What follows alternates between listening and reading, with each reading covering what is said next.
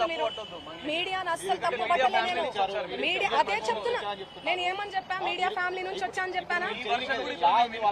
అదే చెప్తున్నా నేను మీ పేరేం పేరు సాగర్ గారు నేను అదే చెప్తున్నా మీడియా ఫ్యామిలీ నుంచి వచ్చాను సాగర్ గారు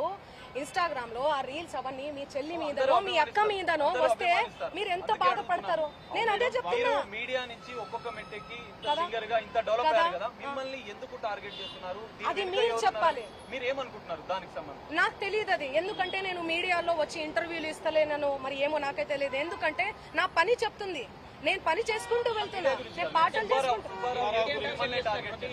ఆయన అదే చెప్తున్నాను కదండి బిగ్ బాస్ కోసం ఫేమస్ కోసం అని చెప్తున్నాం కదా ఆయన కేవలం ఫేమస్ అవ్వాలి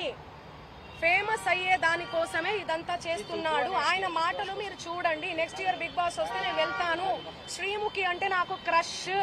నాతో మాట్లాడేటప్పుడు కూడా మీతో ఫ్రెండ్షిప్ చేసుకుందామంటే మీరేంది అరగంటగా మాట్లాడుతున్నారంటే అవును కేసు పెడతాము అంటే అరగంటగా మాట్లాడకుండా ఎందుకు మాట్లాడతారండి నేను తప్పు చేయను దాన్ని తప్పు చేయను మాట్లాడతారు నేను మీకు వీడియో చూపిస్తాను ఆగండి చూడండి ఎలా మాట్లాడుతున్నారు ఎట్లా డిమాండ్ చేస్తున్నారు చూడండి ఇంతే సౌండ్ అండి చూడండి నువ్వేమన్నా ఆకాశం నుంచి ఊడిపడ్డావా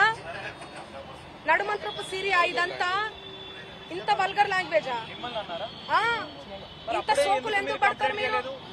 ఎలా వస్తానండి నేను అదే చెప్తున్నా పనులు ఉన్నాయండి నాకు ప్రోగ్రామ్స్ ఉన్నాయి కర్ణాటక పోయినాను నిన్ననే నేను శ్రీదత్త యూనివర్సిటీలో కాలేజ్లో ప్రోగ్రామ్ కూడా చేశాను మీరు చూడండి నా అప్డేట్స్ దయచేసి చూడండి ఇన్స్టాలో నేను పోస్ట్ కూడా పెట్టడం జరిగింది దీనికి నాకు ఏ సంబంధం లేదు బాధితులకు దయచేసి పోలీస్ శాఖ వారు న్యాయం చేయండి నేను బాధితులకు ఖచ్చితంగా ఉంటా నేను బాధితుల తరపున చేయబోతున్నాము లీగల్ గా వెళ్తున్నామండి మేమంతా మా లాయర్ గారు మాట్లాడతారు నేను ఇప్పటి వరకు మాట్లాడాను కదా మాట్లాడండి లాయర్ గారు చెప్పండి